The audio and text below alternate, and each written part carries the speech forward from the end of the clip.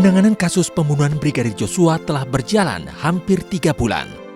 Sejak awal para tersangka menyebut motif pembunuhan adalah karena tindak pelecehan seksual yang dilakukan Brigadir J kepada istri Ferdy Sambo, Putri Chandrawati. Bahkan Putri sempat membuat laporan dugaan pelecehan dan tindak kekerasan seksual ke Polres Metro Jakarta Selatan pada 9 Juli lalu. Namun tuduhan itu tak pernah terbukti. Pada 12 Agustus, polisi menghentikan penyidikan terkait pelecehan seksual dan memastikan bahwa tak ada pelecehan yang dilakukan Brigadir J terhadap Putri sesaat sebelum kematiannya.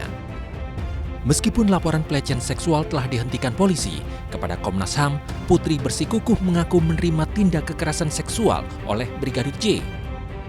Masih digaungkannya isu pelecehan seksual pun dipertanyakan banyak pihak, salah satunya oleh Indonesia Police Watch atau IPW. IPW juga mempertanyakan kenapa Putri tak ditahan hingga saat ini.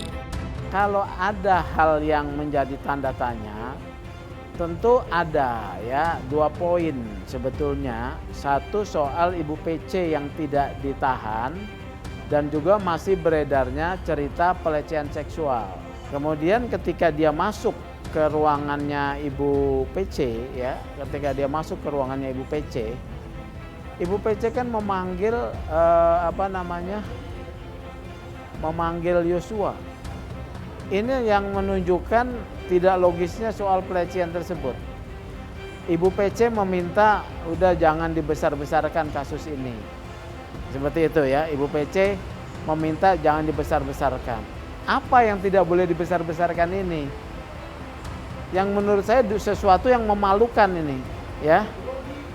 Yang dia minta kepada si Joshua. Oleh karena itu saya melihat ini Ibu PC ini sumber masalahnya di Ibu PC, ya, poinnya. Karena dia bicara pelecehan terus, dia tidak kooperatif, mestinya ditahan. Sebelumnya saat diwawancara dengan tim iNews, ayah Brigadir Joshua juga mempertanyakan segala kejanggalan yang terjadi terkait kematian anaknya. Kalau memang begitu, kan saya udah bilang dari awal. Skenario orang itu pertama kejadian di kamar, bebas menyebar. Sesudah ini kejadian di Magelang. Jadi kami rakyat kecil jadi bingung. Seandainya lagi salah anak saya, apakah dengan begitu cara menangkap orang yang jahat? Itu bukan cukup. Apakah ada undang-undang dibagi begitu? Disiksa. Ini kan penistaan. Oleh seandainya salah anak saya, ya udah tunjukkan, tangkap, penjarakan, tidak perlu disiksa. Bukan harus disiksa dibagi kita. Itu manusia anak saya itu ada haknya untuk hidup. Latar belakang pembunuhan Brigadir J masih terus didalami tim penyidik Polri. Namun menurut Ketua IPW, ada 2 hal yang bisa menjadi motif pembunuhan Brigadir J.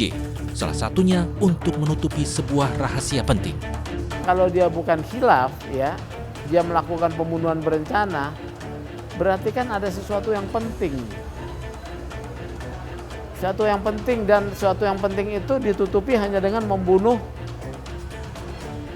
Brigadir Joshua. Nah, sesuatu pentingnya apa? Ini yang jadi tanda tanya.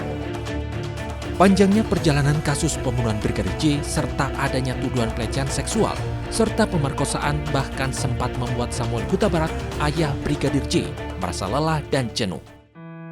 Keluhan sang ayah sempat disampaikan kepada kuasa hukum korban, Kamarudin Simanjuntak. Kamarudin juga sempat menyatakan permohonan maaf mewakili ayah Brigadir J. Walau seolah tampak menyerah, namun tim kuasa hukum Brigadir J memastikan akan terus memperjuangkan keadilan bagi kliennya. Hal itu juga disampaikan Ketua IPW yang turut meminta agar keluarga Brigadir J tidak menyerah. Pak Kamarudin juga saya melihat masih tegar ya. Jadi memang perjuangan pengungkapan untuk menemukan kebenaran dan keadilan itu perjuangan yang panjang. Lika-liku penanganan kasus pembunuhan Brigadir Joshua tampaknya akan melalui jalan yang cukup panjang. Banyaknya kejanggalan dan misteri yang belum terungkap seakan menjadi pertaruhan tersendiri bagi kredibilitas Polri. Akankah tim Sus Polri berani mengungkap seluruh fakta yang sebenarnya? Jadi jangan bilang Anda tidak tahu akan permasalahan ini, karena kami sudah memberitahukannya.